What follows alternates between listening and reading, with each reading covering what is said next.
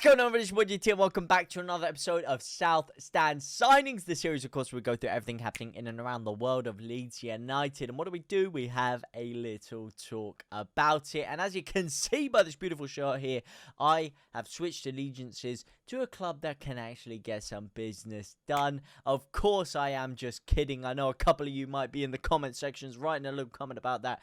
It is just the fact that my parents did go to visit some of our family out in Turin. And they got me a nice little kit to come back to. So thank you very much for that.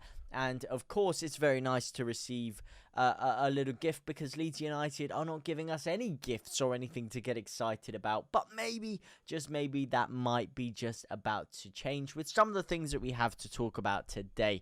So before we waste any more of your time, please let me know your thoughts on everything down in the comment section down below. I want to hear what you guys have to say.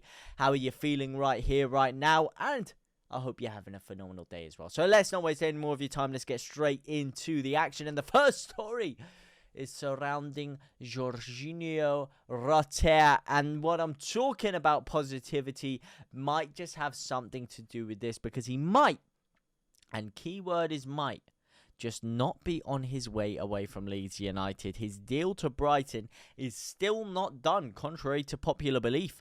According to the outlet's website, Brighton triggered an exit clause in the 22-year-old's contract with hours to spare, as he looks to be the latest key man to depart Ellen Road.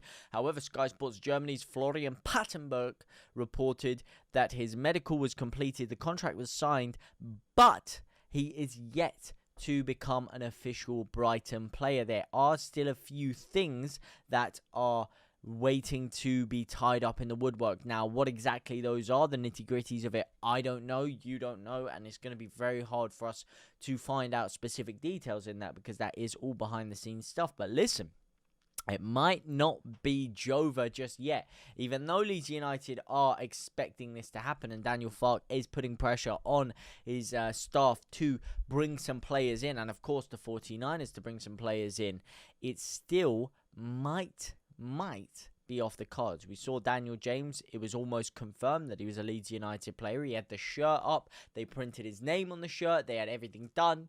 And he still remained at Swansea and then ended up going to Man United after and didn't end up at Ellen Road. So things are always subject to change in football. And until it's done, it is never done. So there could still be hope, but I really doubt it. I really do doubt it indeed. Now, something that Leeds are looking at, which could give us a little bit more hope and is a potential replacement for Somerville / Jorginho Rutter, and that is some much needed creative impetus from this man, Jack Clarke. Now, a lot of fans were very excited at the prospect of Jack Clarke potentially signing. Leeds United have been touted to be looking at him ever since we did lose Crescencio Somerville. And it was looking like people were thinking it was going to cost around £25 million. Now, that doesn't seem to be the case because as of today, Sunderland have quoted Leeds United a price tag for Jack Clarke, and that price tag is set to be around £18 million. Now, £18 million, not too bad of a deal if you ask me, considering we sold Somerville for around 30, Gray for around 40, and Rutter, if it does go through, for around £40 million. So if you're talking about reinvesting £18 million of that, we should still have a lot more money to go around to get the other 3 or 4 acquisitions that Daniel Clarke has named. A couple of attackers, I believe, are paramount. Now, whether one of them is a striker, one of them is a 10, one of them is a winger, I don't know. We definitely need a winger, and we definitely need a number 10. I'll potentially go for a striker if you consider some of the news that we're about to talk about later, but I will be very happy with this. As it goes on to say, as we all know, he netted 15 times whilst laying on 4 assists, despite performing in an underperforming Sunderland side. You'd like to hope that those numbers would increase coming to a side like Leeds United, although having said that, the way that we're playing this year, probably not, because there's no one to help create anything for him, and the turgid kind of football that we are actually playing would not lead to getting the most out of a creative player like this. However, the fact that Sunderland were underperforming and the fact that he didn't have too much to go off and he still managed to get that kind of goal output is something that Leeds would need at this current moment in time, because we don't have the team play to unlock a lot of players, so we do need to rely on some individual talent like this. So could this be the man to potentially bail out Leeds United and our terrible football? Could be, and it is certainly an exciting development. Please let me know what you guys think down in the comment section down below. Is this a deal you want to make happen, or is it not? For me, it is something I'd be very excited about, and hopefully could go very well with some other transfers. Obviously, it is yet unconfirmed to be making its way to the closing stages, but it is positive signs at this current moment in time, and he's said to be very open to the idea of joining Leeds United. That is all the information we have on that at this current moment in time. Now, speaking of something that is pretty much signed, sealed, and delivered, it is Bashir Humphrey, someone Leeds were looking at to bolster up the squad a little bit, and Leeds and Burnley were the two main clubs that were interested, submitting loan offers. However, Burnley have beaten Leeds United for the deal, with the central defender making breakthroughs. A medical is now booked for the 21-year-old ahead of him moving to Turf Moor on a season-long loan. And this, again, is another one of those situations, much like with Raksaki, that it is going to hinge down to game time, and Leeds not willing to fork up not only first-team game time guaranteed, but sizable amounts of cash for loan deals, which makes perfect sense given the situation that the club are in now. And I think even the 49ers, I know they get a rough shake about things, but they are kind of paying the price for some, how shall we say, haphazardly gambled business decisions from Leeds United when we did make it up to the Premier League, and really a lack of foresight in that sense. And I think the 49ers are paying for that now, so you're seeing they are very cautious with the players that they are going in for now. Speaking of being cautious of money, departures are obviously needed for Leeds United. One of them that did happen was, of course, the big man Charlie Cresswell. Obviously not really signing news, he has gone.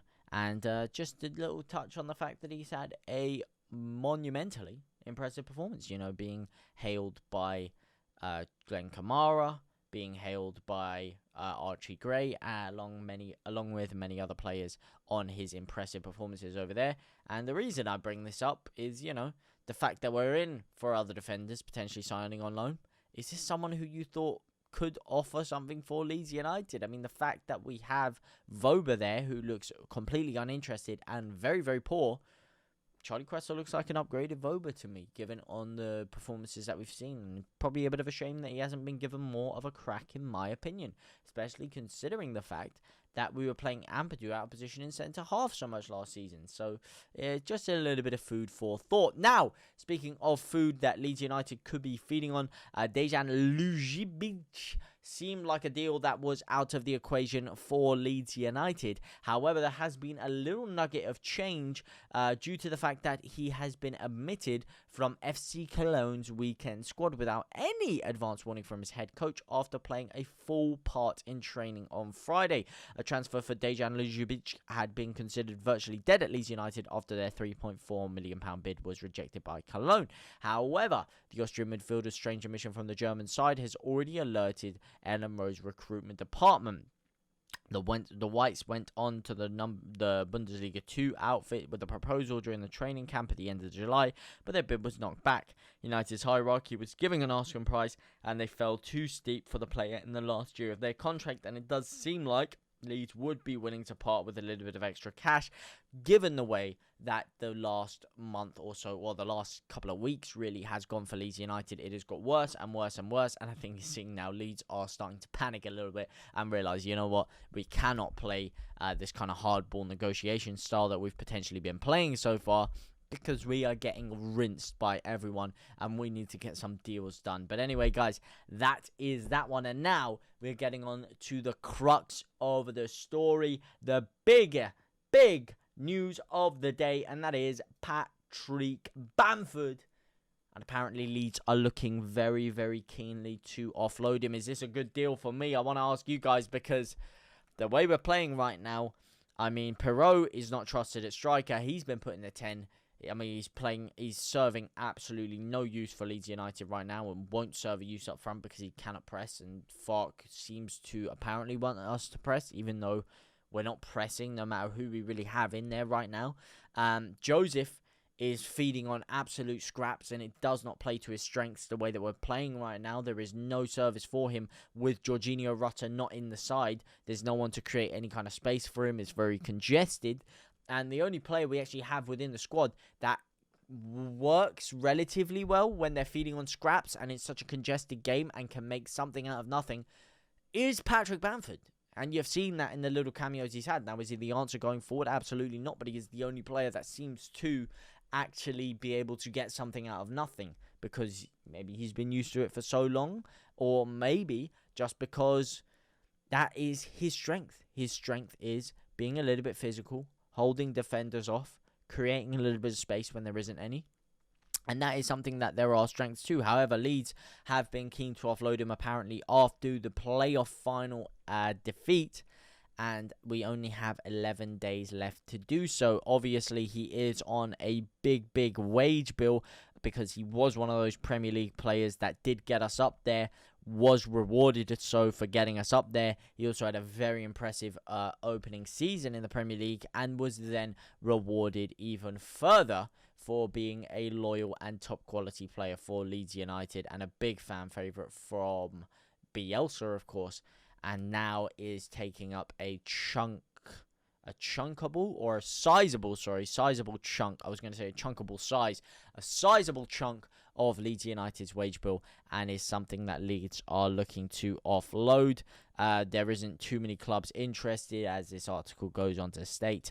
And obviously, it isn't the best sign if you are a Leeds United fan, given the points that I raised earlier. But anyway, what do you think on Patrick Bamford? Do you think we should get rid?